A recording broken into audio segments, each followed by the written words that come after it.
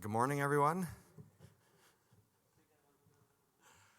I'm very pleased to introduce this morning's speaker, Steve Kudla, who will be giving the Alexanderson Award lecture. Steve got his PhD in 1975 at Stony Brook.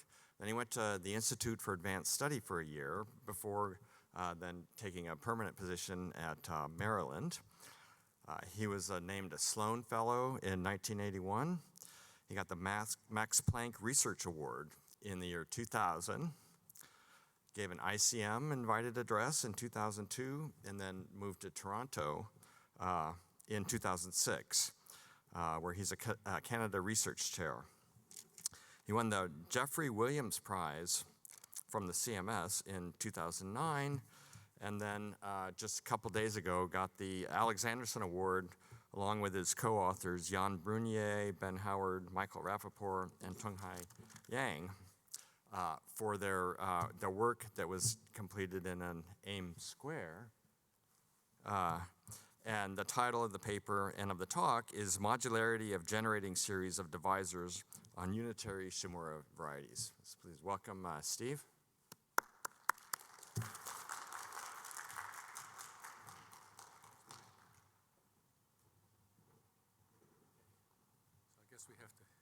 I assume that there we go, perfect.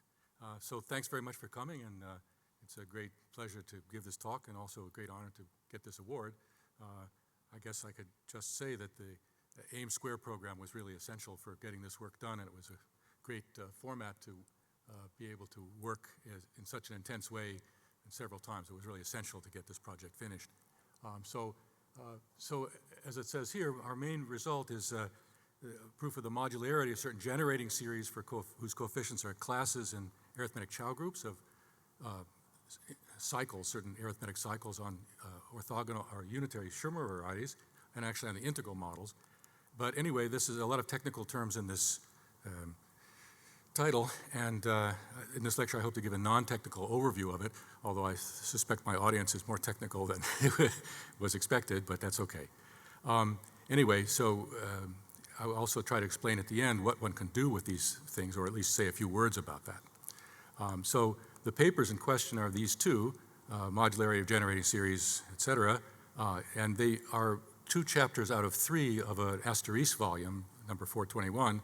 The third one is one about the arithmetic of Borchardt products by Ben Howard and Kurti Matapusi. So anyway, this result in these 2 papers is what came out of a long-term project. We actually started in Bonn in June of 2013, according to my records, and that's about almost 10 years ago by now. And then the crucial development of it was done at AIM in these 3 meetings that are listed here in the AIM Squares program. I won't tell you about AIM Squares if you don't know. It's Brian's job to do that at some point. But it's a wonderful program and allowed us to really work intensely as a group on this project. And so we were really appreciative of that opportunity to work together, and also this award that came as a result. So we want to be thankful for that. Anyway, so here's the plan of the lecture. So I'm going to start with some context and motivation. So the idea of using generating series and modular generating series, which occurs a number of times in the literature, and I'll explain that just as a background, in particular what I call Hertzsprung-Augier series. And then I'll discuss unitary Shimura varieties briefly. First, the complex varieties, which occur as quotients of the unit ball in complex numbers in the CN, and then special divisors and special cycles on such varieties, and then finally the generating series that you can make with cohomology classes. So that's the first part, and this is quite analogous to the Hertzsprung-Augier thing mentioned there, as you'll see.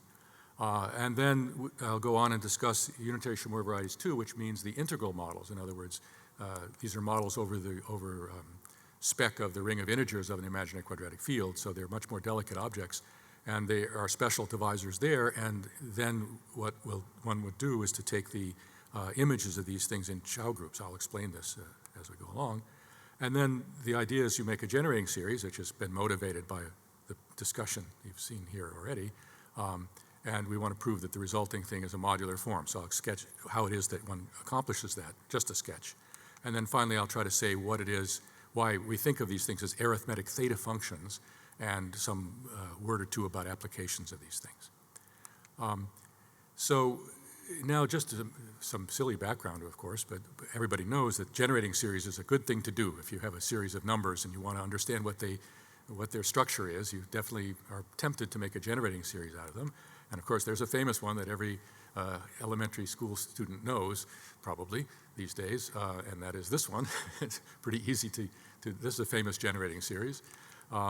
But ones that are perhaps less familiar, but those of us who work on theta functions know them very well, the generating series for the Hermite polynomials, where the complicated polynomials defined here by the formula to the right, the generating function comes out to be just this simple exponential function of the formal parameter q. So in both of these cases, q can be, or should be initially thought of as just a formal parameter to form the generating series, and then one can do something with it afterwards analytically, but that's the second step.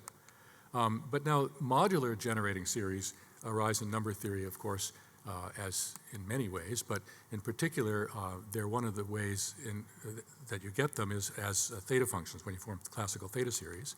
So again, this is very well known, but if you have, for example, n integers, and you take their sum of their squares, and you ask how many ways a number m can be written as a sum of n squares, and we let that be denoted by r, this r, etc. here.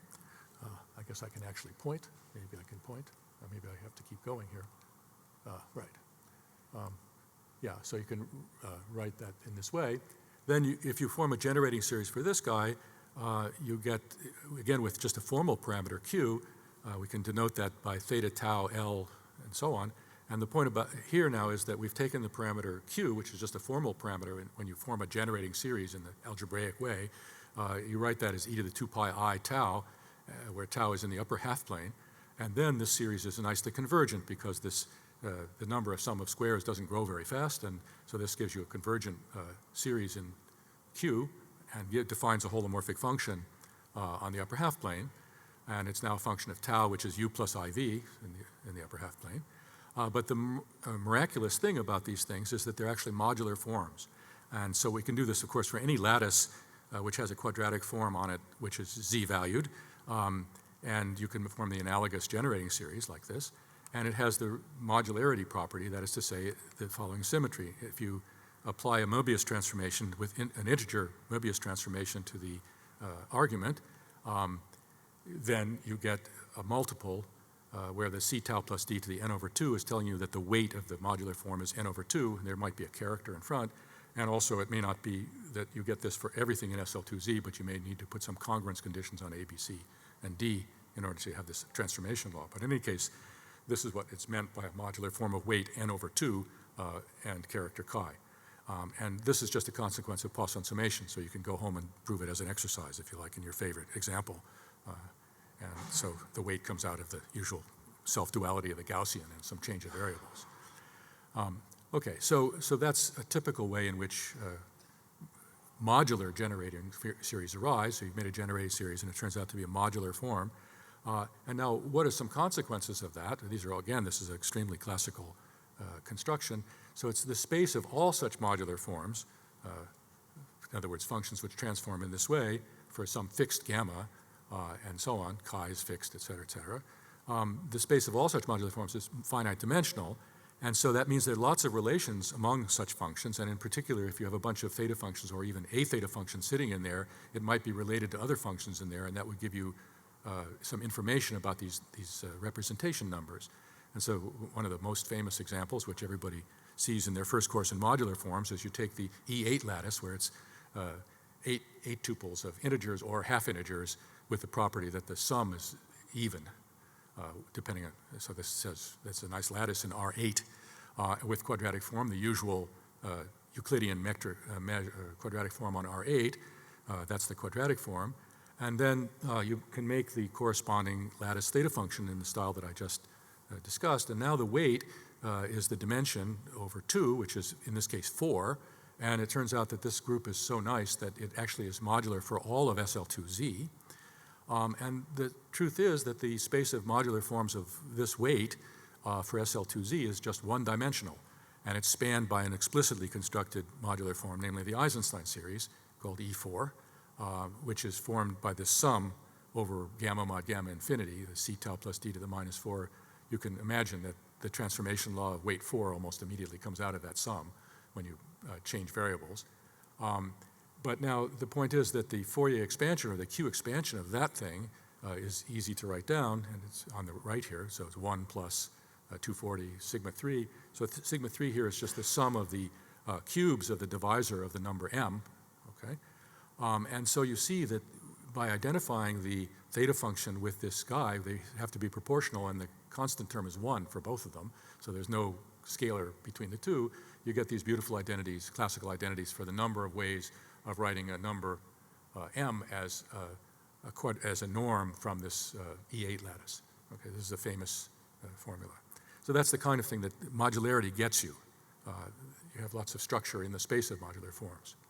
Okay, so now I want to transition from this very classical thing to closer to the geometry that we're talking about.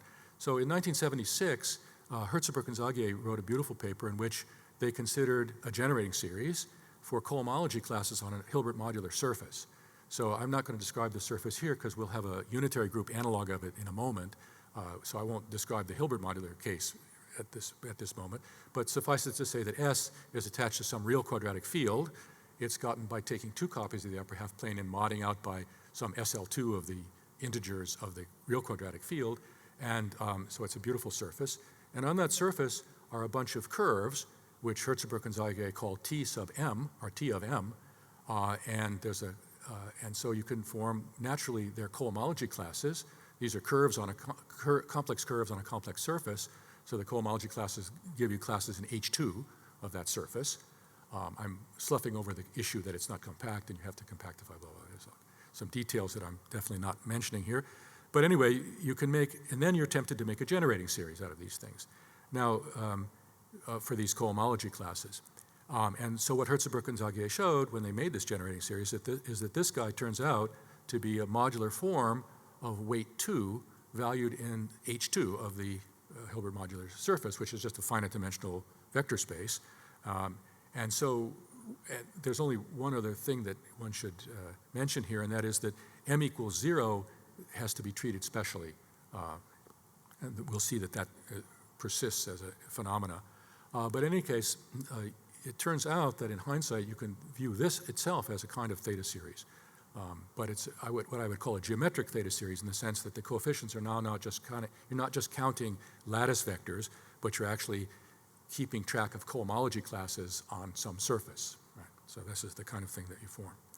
Okay, so this was a seminal example, as I mentioned here, that motivated a lot of things. Okay, so to move on toward the case that we're really going to be discussing, there's an analog of the Hertzebruch-Zagier construction when S is what's called a Picard modular surface. Or more generally, what you do is you take the unit ball, the open unit ball in Cn minus 1. The minus 1 you'll see is for reasons later on, why we subtract 1 there, to get a convenient parameter. But in any case, you take the open unit ball in Cn, and there's a nice discrete group with some analog of Hilbert modular group, or of SL2Z for that matter, acting on this ball. And the quotient is a complex manifold of dimension n minus 1. Sometimes it's not a manifold if there are elliptic fixed points, et cetera, but in any case, you get these beautiful, they actually turn out always to be algebraic varieties. And if you take the case where n is equal to 3, so you're looking at the 2 ball, the complex unit ball in C2, and mod out in this way, you get what's called a Picard modular surface. And this is the analog for an imaginary quadratic field of the Hilbert modular surface that Hertzebruch and Zagier worked on for the real quadratic field. But now you see it's not, the symmetric space is not 2 copies of the upper half plane, it's a unit ball, it's an irreducible symmetric space. In any case, these are the varieties over C that we're interested in. As I just mentioned, the case n equals 3 is what's called Picard modular surface. And so this was the starting point in some sense of our project. So we're interested in some analog of the Hertzebruch-Zagier generating series, but now for these kind of quotients. So I'm going to try to give a few more details in the construction, so it's not quite so much in the air. So we fix an imaginary quadratic field. So D is the discriminant, and we're viewing it as sitting as a subfield of C, and OK is the ring of integers. And then what we do is we take a vector space over the field K of dimension n, but with a Hermitian form, which is a K Hermitian form. It's antilinear in the second argument, linear in the first argument. And such a form, if I extend scalars to the real numbers, has a signature, just like a quadratic form does. And we're assuming here that the signature is n minus 1, 1. Okay, so it's not a positive definite form. And we're also going to take a lattice L, which is an OK lattice, and we'll inside of the vector space, and we're going to assume that it's self-dual with respect to the Hermitian form. Okay, so it's its own linear dual. Okay, so associated with this data, we get a group, namely the group of isometries of this Hermitian vector space, and so this is some kind of a unitary group. And inside of it, it has a discrete group, which is the isometries of the Hermitian space, which preserve the lattice. So this is the discrete group gamma that is going to be in question. And the space D now is the space of negative lines in WR. So what is WR? If you tensor over Q with R, you get a complex vector space, since you have the K structure still, of dimension n. And it has a Hermitian form on it of this signature. So there are no lines. There are lines in this vector space on which the Hermitian form is 0. And there are also negative lines because the signature is n minus 1, 1. And so if you look at the space of negative lines, these are maximal negative definite subspaces. And so that's, of course, a subset of the negative line, or the lines in the projective space. It's a Pn minus 1 because the space WR is Cn, and we formed the projective space, so n minus 1 is the dimension. And it turns out that the negative lines, if you work out the inequalities and through the calculation, is isomorphic to the open unit ball in Cn minus 1. And of course, this isometry group gamma acts naturally on W, and it preserves the Hermitian form, and therefore it's going to move the negative planes or the negative lines around, and that gives you an action on D, which is what we're interested in. And so you take the quotient of D modulo that action, and so for n equals 3, you get this Picard modular surface, and for general n, you get a higher dimensional ball quotient. And it turns out, by deep work of Bailey and Borel, quite old, of course, that this is isomorphic to the complex points of a quasi-projective variety. But the quotient is, in general, not compact. And so they're cusps. I've made a rough drawing here, so you have the open ball in Cn minus 1. You take the quotient, and you can imagine it's a nice manifold, except that there's some cusps. Okay. And I should mention the next important point is this is from the general theory of Shimura varieties, et cetera, and that is that this is the complex points of a variety. This is Bailey-Borel, but the variety actually has a model defined with coefficients in the field K. So it has a model defined over K. Now, in general, one doesn't know the equations. This all follows from the theory of abelian varieties and moduli spaces and so on and so forth. But in any case, this S can be thought of as the complex points of a variety defined over the field, a quasi-projective variety defined over the field K. Quasi because of the cusps. There's some missing points. So now what's true is that this, so remember in the Hertzsprung-Auger situation, the TMs, if you recall, were curves on a Hilbert modular surface. So they were divisors on this two-dimensional thing. And so we want to have here some analog of the TMs and look at their generating series. That's where we're going with this. And so if you have a positive vector in the space W, you can look at the negative subspaces and negative lines which are perpendicular to that given positive vector. But now if you think about it, you can realize that if I take the perp to X inside of W, this will be a Hermitian space over the field K of signature n minus 2, 1, because I've thrown away one positive direction. And so by the same construction that we just did, it's isomorphic to the open unit ball in C n minus 2. So it has a codimension 1. It'll give you a codimension 1 smaller ball sitting inside of D. And so you get this kind of a diagram, namely dx is sitting inside of D, and then we're going to mod out by gamma, which was defined above. And now this discrete group gamma, which is the stabilizer of the lattice, you can look at the stabilizer of the vector x inside of gamma, and you get gamma x, which acts on dx. It'll preserve the orthogonality relation. And so you get here a quotient of one dimension lower, and you have a morphism or map to the variety S. And so these are what we would call special cycles. So they have a very explicit description, and they're physically there. They're not just so one imagines, but okay. And they're attached to these vectors. Now, an important thing to notice is that if I change the vector x by something in gamma, I get exactly the same subvariety when I pass to the quotient by gamma. And so this cycle Zx depends only on the gamma orbit of x, not just on x. Okay? That's important, so we get divisors this way. This is the stable, and gamma x here is the stabilizer, I said, of x. Does x have to have any arithmetic property? Well, here I should have emphasized that when I chose x, if you're just doing the complex manifold, it can be anything. But for this construction here, I want it to be rational, which is to say really in W, not in WR. Yeah, I mean, I thought I should mention that as I went by and I forgot to, right? So absolutely, okay? And so that's why this works, because you're taking a rational vector. And in a moment, I'm going to take a lattice vector because I want there to be few of them, right? Okay, so in any case, I get these cycles like this. So these are divisors on S. We call them special divisors. And now we're going to make the analog of the TMs, namely, let's let Lm be the set of all lattice vectors whose Hermitian length is m. Okay, so so this is a way of representing m by a Hermitian lattice vector, similar to what we did with theta functions a while back. And what's true now is, of course, the gamma preserves the Hermitian form and preserves the lattice, so it'll act on the set. But it turns out there's only a finite number of gamma orbits in this set.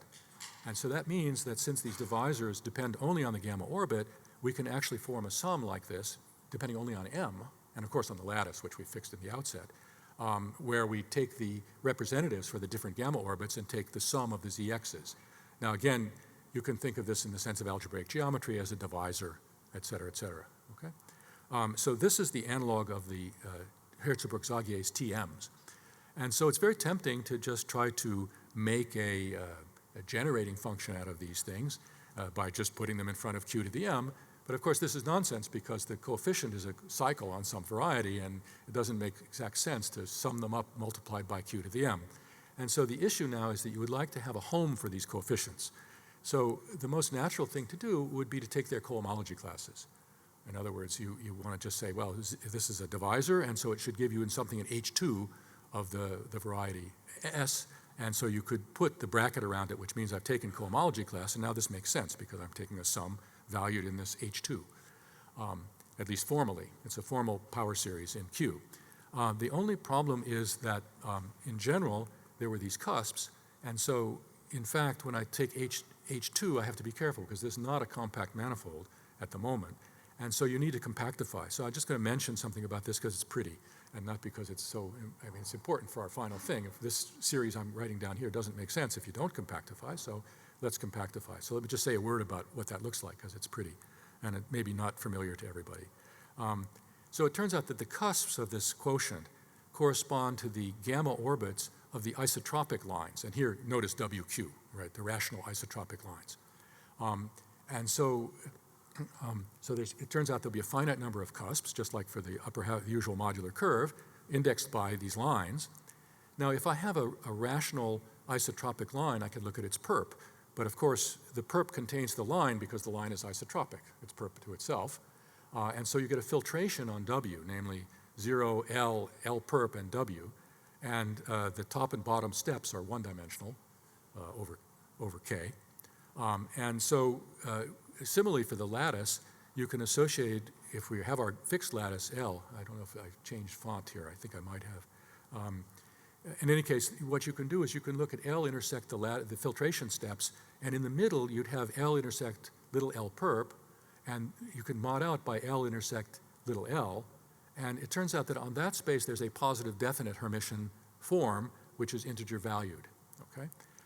So you get this positive definite Hermitian lattice L naught, and you also get a fractional ideal, namely you choose a basis vector for the isotropic line. So x naught is a null vector, Hermitian length 0, and you write the intersection of L with script L, font correct now, as a fractional ideal times this x naught. So you attach to the situation a fractional ideal, and of course the choice of the vector x is ambiguous up to an element of k, so what you get is a fractional ideal class, if you think about it, okay?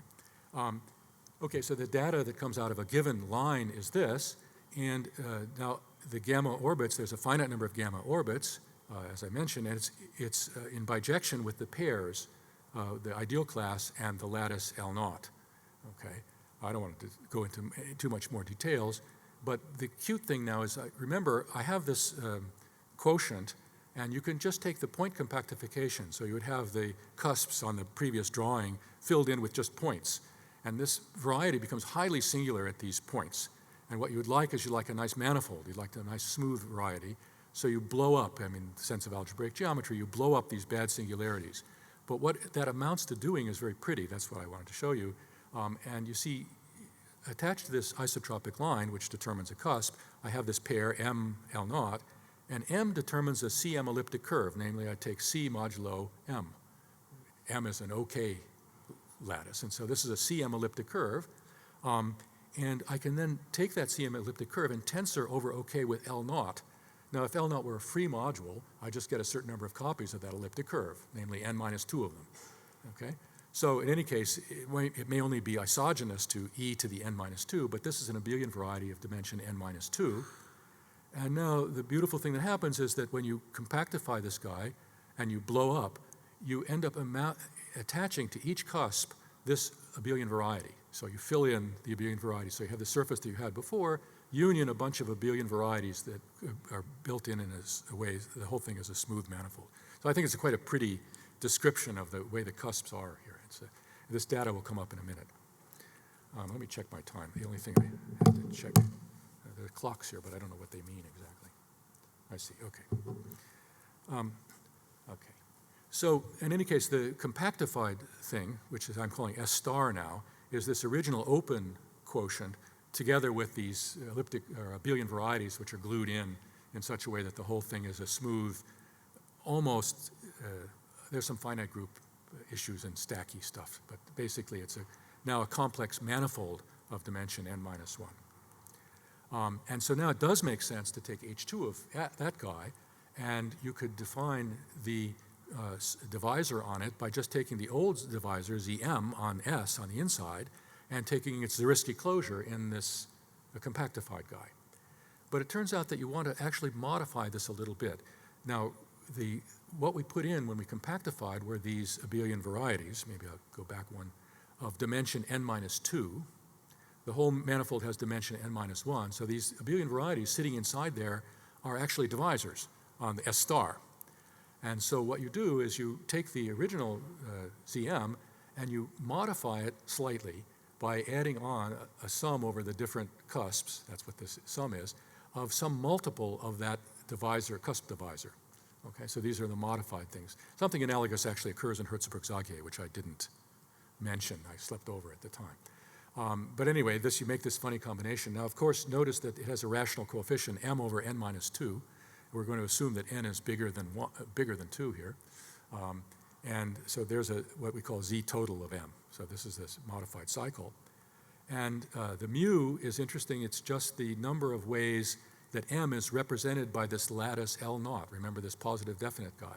So it's like the coefficient of a positive definite theta series that's occurring here in this combination. And the strange coefficient m over 2, m times n divided by n minus 2 is coming out of Borchards' theory, which I won't probably have time to describe. Anyway, that's the modified divisor. And so now it does make sense to make a generating series of these guys, because now we're talking about this S star is a nice manifold. And so we can make the generating series where we take the cohomology class of this cycle, and here's the generating series, which I call phi upper co of tau s. I don't know if it's a good notation, but upper co is indicating that we're putting these divisors into cohomology. And so there's a Q expansion, or a power series in Q, but in the same way as the theta function, when you take Q to be e to the 2 pi I tau, it turns out that this is the Q expansion of a holomorphic modular form of weight n and level gamma 0 d, d is the discriminant of the field, and character, the quadratic character for the field, raised to the power n. So it's either trivial or non-trivial quadratic character. So this is a theorem. They're rational coefficients, right. In fact, here, I mean, what I'm going to do just to make life simple is not worry about Tate twists and all kinds of stuff, and cohomology is complex coefficients. Okay, so otherwise we should be more careful, right? Or could be more careful. But when we want to try to view it as a modular form, then the coefficients might as well be complex numbers, right? Okay, so in any case, this is a theorem, and the only thing I should say something about is just the constant term m equals 0, because for that, I didn't explain how to define it, because now we can't, we're not going to be looking at zero vectors of length 0. That is not the right thing. And it turns out that if you remember that the symmetric space D that we're modding out here is sitting in the projective space of lines in this complexification in Cn minus 2. And there's a tautological bundle on the line on the projective space, and we can restrict it to D. And then when you take the quotient by gamma, it descends to a line bundle on the quotient, and we should take the, which then has an image and corresponding thing in cohomology, the first Chern class, and we take the negative of that. That's by definition the constant term. So the constant term has a different definition. That's sort of an interesting fact. I won't be able to say much more about it, but it's an interesting fact. Okay, so anyway, this is the sort of complex theory. So we've just explained how to get a generating function for this complex manifold, which is a modular form. Now, the result is called corollary A because you can prove this directly in other ways, but we prove it as a corollary of our theorem where we work on an integral model, okay? So what's true is that this, as I mentioned earlier, I think, the variety S and also its compactification have models defined by equations in the field K, the imaginary quadratic field we started out with. And so what we'd like to do is we'd like to make integral models. In other words, we'd like to say that these schemes over K are just the K fiber of a scheme over OK. And of course, the scheme over OK, these guys have dimension n minus 1. That was the dimension of the projective variety. But now the scheme over OK will have dimension n because we have one arithmetic dimension that we've added, okay, absolute dimension n. Relative dimension n minus 1, but absolute dimension n, which is the n minus 1, that's why we have the shift. And so we'd like to make integral models. So here's what one knows how to do. That is to say that this script and maybe boldface S is a model over OK of S, and you can compactify that as well, where the B's now are some sort of Néron models of the abelian varieties, and so on. They're also integral models. And so you get an integral version, which I don't want to take time to describe here, of this whole complex version, and where the dimensions are shifted by 1, as I mentioned. Okay? And now what we'd like to do is to make some generating series in this context for divisors in this context. So the first thing, or maybe the later thing that we need to do, is we'll need to have some replacement for the cohomology, which was just the cohomology of this manifold. But now the natural replacement for that are the Chow groups. And so here I'm taking Chow 1 Q S star, which is like H2. This will map to H2 over a complex manifold. But here, these are the Chow groups of codimension 1 cycles. And the sub Q means I'm taking rational coefficients, which we saw already. I have some rational numbers floating around at the very least. And also from now on, we're going to assume that the discriminant is odd. And that's because these integral models, which I'm saying almost nothing about, are a big deal.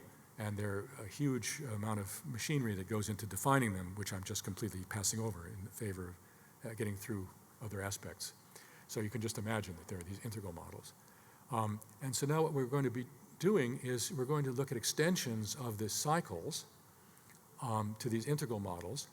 And again, you could imagine that you could just take some sort of Zariski closure. This isn't always quite right. In fact, there are 2 integral models that we work with which have relations to each other. So there's lots of details here, like several hundred pages of details that have been sloughed over here. And we're just passing the rug here. There's the rug. All the details are under there.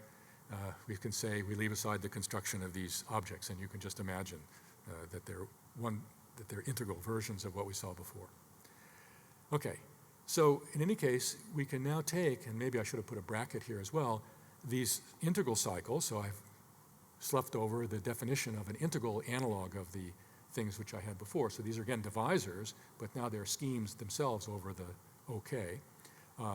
And so these guys have defined classes in the first Chow group of this integral model.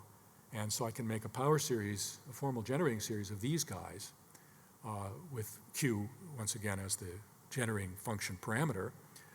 And now the main theorem, so I'm calling this phi upper Chow because it's taking values in Chow group, And so our main theorem is that this is a holomorphic modular form of weight n and level d, so for gamma 0 d, and character chi to the n valued in the Chow group. So this is the theorem. Now, so maybe I should pause because this is what we spent forever proving. I mean, this is the first volume of this, first paper in the volume is 130, 140 pages, and depends on many, many, many, many papers before. So this is a serious result in that sense. It was not easy to prove. But I should say also what it means, because you see, these Chow groups, in general, we don't know very much about them. In other words, unlike, I mean, this one maybe is okay, but in general, there's ones for higher codimension cycles, and in general, what isn't done doesn't know they're finite dimensional. So it's like Moore-Delvey theorem, finite generation of the rational points on a curve is a serious theorem. Okay.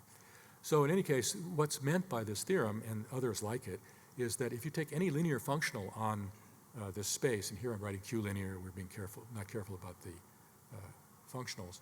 If you take any Q linear functional on this Chow group and you apply it to the coefficients, now you're going to get a numerical valued series, and the assertion is that that series is the Q expansion of a classical modular form in just complex valued modular forms. That's the way in which this modularity is supposed to be understood. Okay.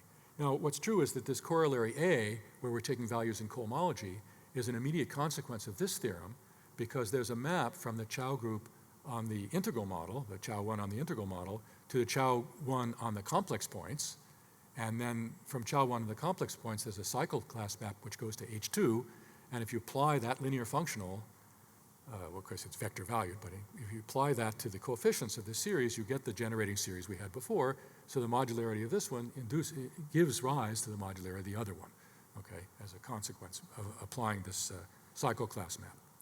Okay, so I want to explain how it is that one could hope to prove something like this is modular. Now, I mentioned earlier on that when you have the classical theta series, which is summing over lattice vectors, that modularity follows from Poisson summation. And so that's a very classical fact. But there's absolutely no glimmer of a Poisson summation in the current setup here.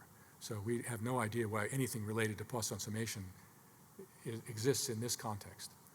And so instead, there's kind of a duality theorem, which was an observation of Borchert's, which I think really boils down to Serre duality. Just to say very roughly, well, okay, let me just say, go back to what I should be writing here. Let's go back one step. To say that some series like this is the Q expansion of a modular form, and by the way, the notation here, the weight is n, the level is d, chi is the character, but the infinity means that there are various cusps for gamma 0 d, and on this one, they're required to vanish at all cusps except infinity, and an infinity is supposed to be holomorphic. Okay, now there's no pole at infinity, but it has a zero elsewhere, so almost cuspidal. Okay, these forms I'm discussing. Anyway, the point is that to say that such a series is the Q series of a modular form amounts to some mysterious relations among the DMs. I mean, the space of modular forms is finite dimensional, and so there must be infinitely many relations among these coefficients, and they're really obscure. I mean, what are these relations? Okay, and so what Borchert's observed was that there's a way of sort of capturing these relations using a kind of a Serre duality pairing. I won't explain the Serre duality for the modular curve aspect, but let me just say what his criterion is. So what you do is you have a formal series like this. This is just a formal Q series. Of course, Q is supposed to be thought of as e to the 2 pi I tau as before. But you have a series like this, and you want to know whether or not this is the Q expansion of a modular form. And it's equivalent to the following relations. What you do is you look at, so if you look down on the slide here, F is going to be some analogous modular form. But now I'm requiring that it be holomorphic away from infinity, but at infinity I'm allowing a pole. Okay? And notice that the weight now becomes negative. It's 2 minus n. Okay? Now if you make a negative weight without allowing the pole, you get 0. Okay? But we allow the pole, and so this will be an infinite dimensional space because I'm not putting any restriction on the order of the pole. It can be arbitrarily large pole. So this is some infinite dimensional space of holomorphic functions, and they're called weakly holomorphic because you're allowing that pole. They're not holomorphic on the whole modular curve. okay? So there's some infinite dimensional space of these weakly holomorphic modular forms of this complementary weight, 2 minus n. And what you do is you look at their Fourier expansions, or Q expansions, those are the CMs, and you require a perpendicularity, namely, you require that the sum on m greater than or equal to 0 of C sub minus m, so these are the coefficients of the polar part of F, paired with the coefficients D sub m, or D of m, for the Q series you're interested in, all those sums must be 0. And if all those sums are 0, then the thing on top is the Q expansion of a modular form. So you see, there are the infinite number of relations. Now, of course, to see one of them, you have to write down modular forms in this space. But in any case, there are the infinite number of relations that give you a criterion. This was used by Borcherdt in an analogous situation for a theorem about Chow groups. Okay, so it's not a novel idea due to us. So we're going to use this criterion. So let's see what it says in our situation. Let's imagine that our situation now, the weight is n, so the complementary weakly holomorphic guys will have weight 2 minus n. And so there they are. There's a typical one of them here, F. And notice, of course, that the m is greater than minus infinity. You know, that's the order of the pole, right? So that's just the Taylor series of the polar part, right? So it's finite order pole, no bound on it, but there's just a finite tail of such C sub minus m's. In any case, what we would need, since our coefficients of our generating function are these Z total m's, what we would need is we would like that for every f, this kind of linear relation is 0. For every little f, and for this relation has to be 0. And if we can prove that, then we've proved modularity. Okay. And so this, after all, is some kind of a relation in the Chow group, or the arithmetic Chow group, or whatever, wherever you like. So this is some sort of relation we need to prove among these Z tot m's, okay? Or an infinite family of relations, of course. So this is what we need to prove. And the point is, of course, that to say that something like this is 0 in the Chow group, I should have explained, the Chow group, the relations in the Chow group, some combination of cycles at divisors is 0 if it's the divisor of a meromorphic function, okay?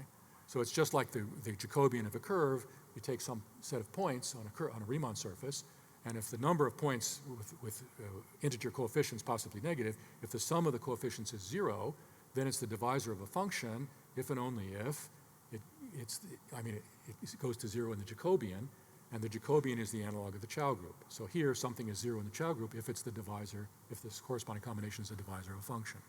So that's our goal here. In other words, we need to look at these kind of combinations indicated by star here. For all these weakly holomorphic modular forms, we need to show that these are 0 in the Chow group. They are the divisors of some kind of meromorphic functions. Okay, so the required meromorphic functions are obtained by Borcherdt's theory using orthogonal groups. Now, what's true is, and again, I'm omitting many ideals because I want to say a word or two about why we care at the end. But in any case, if you take the Hermitian space over K with a Hermitian form, you can define a quadratic form on it by just taking the Hermitian form itself and view that it's just a quadratic form. You don't have an inner product now. You just have that's quadratic in X. And so if you think about it, the signature of that quadratic form over the rationals, we view this as a rational vector space, is 2n minus 2, 2, right? And this is exactly the situation in which Borcherdt's world works, namely in this diagram, G is our unitary group for W, and then G tilde is the orthogonal group for W viewed as a quadratic space with this quadratic form that I just wrote down. I probably should have put WQ here to indicate what I'm talking about. And so there's a natural map, since Hermitian isometry will certainly preserve the quadratic form. So there's a morphism from this unitary group into this orthogonal group. And of course, for the people who like real groups, what we're really doing is we're mapping U n minus 1, 1 into O 2n minus 2, 2. I mean, it's just as simple as that. In any case, it gives rise to a corresponding map on symmetric spaces, namely the negative lines map into the symmetric space for this ON of type 4. This is what's called a type 4 symmetric domain. And it can also be viewed as some sort of set of lines, etc. I won't go through details now, but there's a description of D tilde. And so what's going to go on now is that these inputs, now remember, let me see if I can go back a couple of pages here. remember our inputs are going to be these weakly holomorphic modular forms, and we're supposed to get a meromorphic form with some kind of divisor relation out of it. So there's one of our test functions. And so what Borchertz does is he takes functions of this sort and he defines what he calls what is a regularized theta lift. There's some way of taking these guys and producing meromorphic functions on the tilde, on this orthogonal space. These are just complex meromorphic functions. But what we're then going to do is we're going to pull them back by this map on symmetric spaces, and that'll give us meromorphic functions on D, attached to these guys which are supposed to give us our relations. So this is a good kind of optimistic thing because we're supposed to get meromorphic functions on D, and there's one. But of course, this is a complex meromorphic function in Borchertz theory. And so there's quite a lot of struggle that you have to do. It's actually not a function, but a form of some weight. So it's a section of some power of this canonical bundle. And so there's some struggle that you have to do now to go from this supply of guys to, number one, they have to be, you need meromorphic functions, but you want them to be on this integral model, not on the complex model. So you have to keep track of the fact that you can make them, first of all, rational over the field K, and then you have to say, well, now they have a divisor on the integral model, and you have to determine the divisor on the integral model. So this is another 100 pages of sweat, okay, to get this to all work. But in any case, this is where these relations come from, here's the summary of that 100 pages, careful analysis of the divisor of this guy, this pullback guy, first on the generic fiber, because it was not a complex thing, now on the generic fiber, then on the integral model, you eventually get the relations that are required by Borchertz criterion. Okay, so that's the story. You can see this isn't just going to be covered in an hour. Okay, so let's go on a little bit. The two things I want to do is I want to explain what consequences this has and sort of why we care, okay, in the remaining little bit of time. So the first thing is that there's a stronger version of this theorem, and that is these Chow groups can be upgraded to what's called the arithmetic Chow groups. Now, the Chow groups are really divisors, modular divisors of functions, but in Arkelov theory, one makes a more general type of classes where you equip each of these divisors with a Green's function on the complex fiber. So, okay, let's just tell you what it is. So for example, if you had the divisor of a function, so this is div psi, that's a divisor of a meromorphic function, you take minus the log of the absolute value of psi squared on the complex fiber, and that's a nice Green's function. It's singular where the psi has got a zero or pole, but otherwise this is a nice C infinity function. So this would be the relations. They used to be just the divisors, but now they're divisors together with this pair. And the elements of the Chow group are pairs, a cycle together with a Green's function for the complex on the complex points. And so what happens is you can also define using Borchertz theory and also work with Brunier Green's functions for these total cycles like this. This is quite complicated in the sense that the interior is already complicated, but when you have to take into account these extra components, these abelian varieties sitting out in infinity, it becomes very complicated. But in any case, you can define Green's functions for these things and get hat cycles, which are now valued in the Chow hat, not just the usual Chow group. And then the upgraded theorem of version of theorem A is theorem B, which is a Chow hat version of the other one, namely there's a hat in this series now. Okay? And again, you have to interpret this as where modularity says you take any linear functional on this arithmetic Chow group. I forgot the hat on the right-hand side here, sorry. There should be a hat on this, on the coefficients. In any case, that you could upgrade the theorem to this. I mean, this is a stronger theorem, and that has some consequences.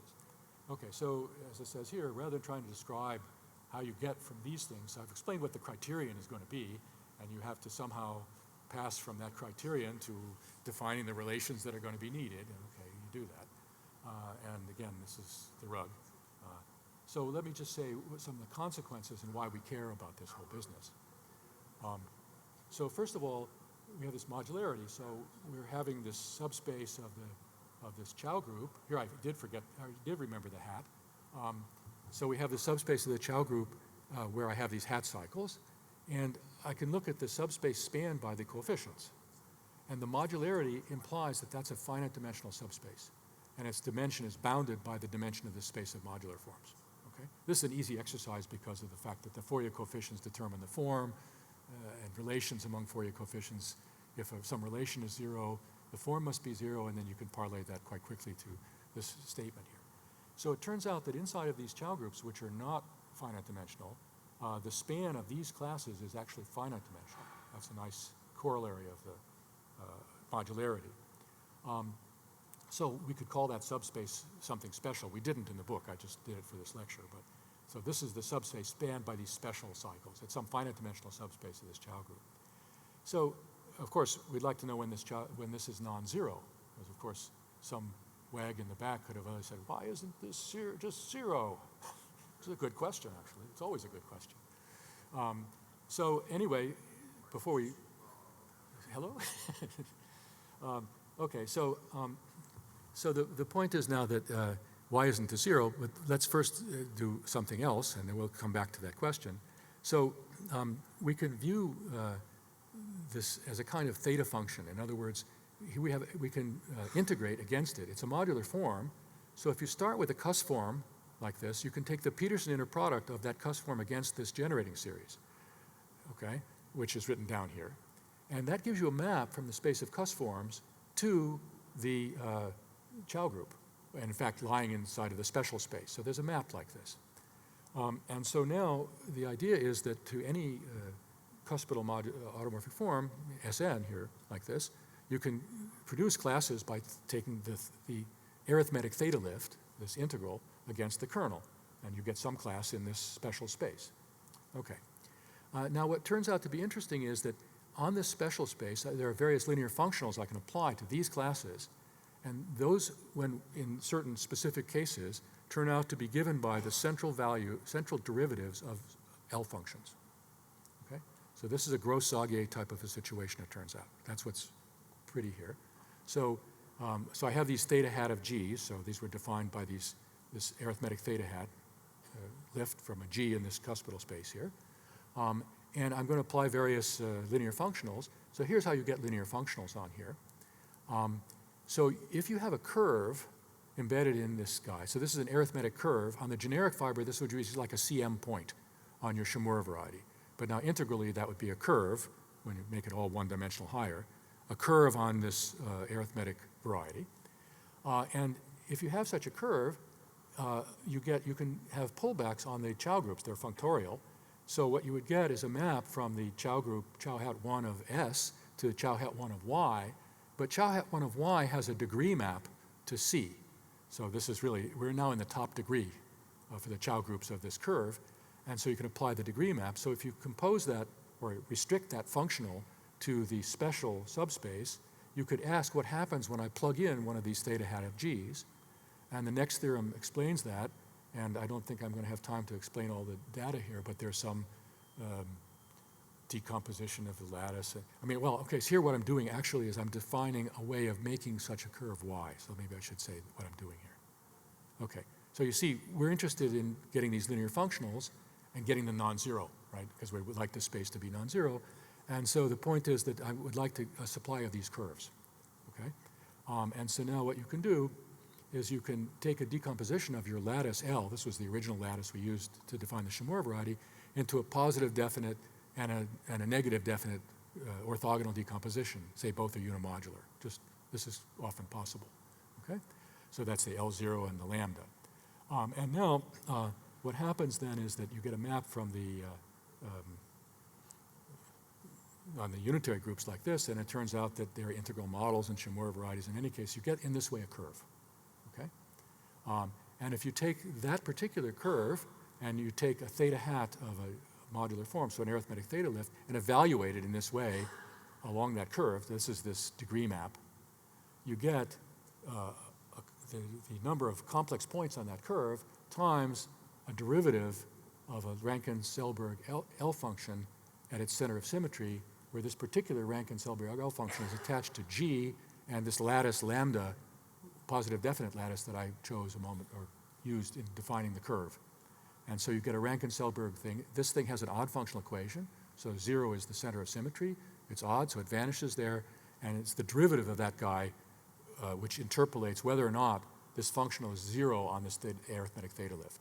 And so now you have a criterion where you can evaluate, show that this thing isn't 0 by finding examples of these data where you could get a non-zero thing. So the situation is very similar to Gros-Sage in the sense that you can imagine that these theta hat of G's are like Heegner points, and their vanishing or non-vanishing in the Jacobian is given by, or their height pairing, right, is given by, essentially this is like a height pairing, this other thing, by the central derivative of an L function.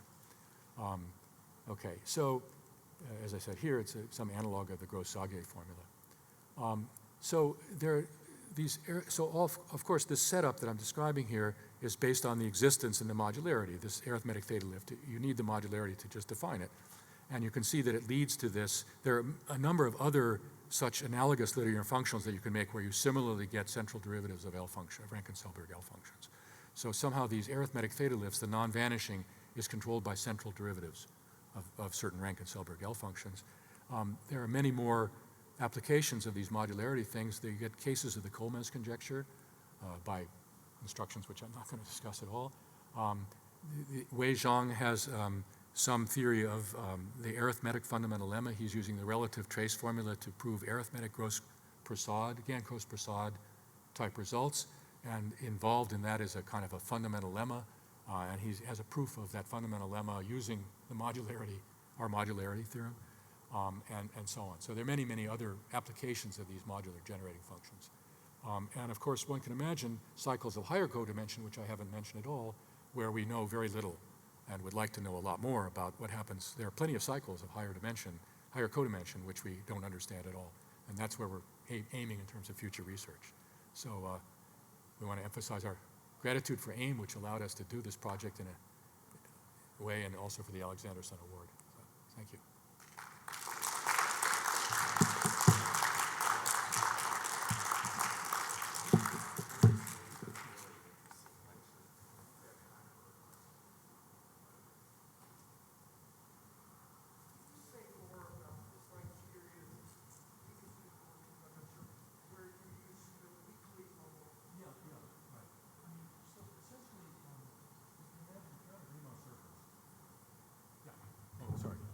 If you're on a Riemann, so the question was where does this modularity criterion come from?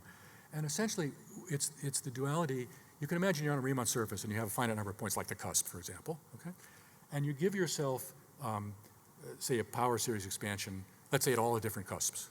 So you're giving yourself some power series expansion. Now, of course, you could pair, you don't know if it's coming from a function on the surface, right? If you had a holomorphic function on your surface, you could take its power series expansion at each cusp, you get these power series, right? You don't know whether this given collection of series is coming in that way. But it turns out, by Serre duality, that what you do is you look at functions which are allowed to have arbitrary poles at those cusps. You just take their polar part, and by Serre duality, it turns out that if you pair the purported holomorphic function with those, if there were a holomorphic function, you could pair it with those things and you get 0 by some residue theorem, okay? And so now what happens is that's if and only if, right?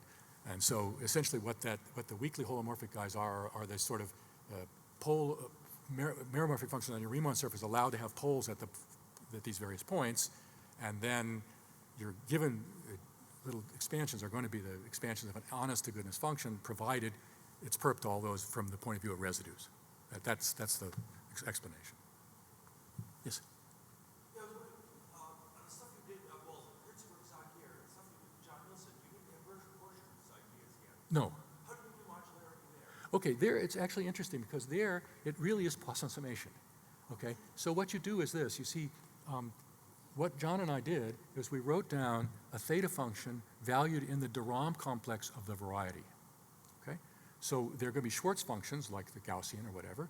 But now they have some coefficients, like you usually do with theta functions. You can make higher weight forms by putting in polynomials and stuff. So we put in some kind of a differential form on the symmetric space, right, in such a way that the resulting thing is a closed differential form. Then you make the theta series, but it is non-holomorphic. It's not Q to the QX, it's a Siegel Gaussian, okay? But you can make these real analytic theta functions valued in closed differential forms. Okay? They're modular, but not holomorphic. When you pass to their cohomology classes, miraculously, the negative part of the Fourier expansion is 0, and the other part is holomorphic. And so what you get is that these things are modular because they're the image under a map from the de Rham complex to cohomology of something which is modular by Poisson summation. So it's a secret version of Poisson summation.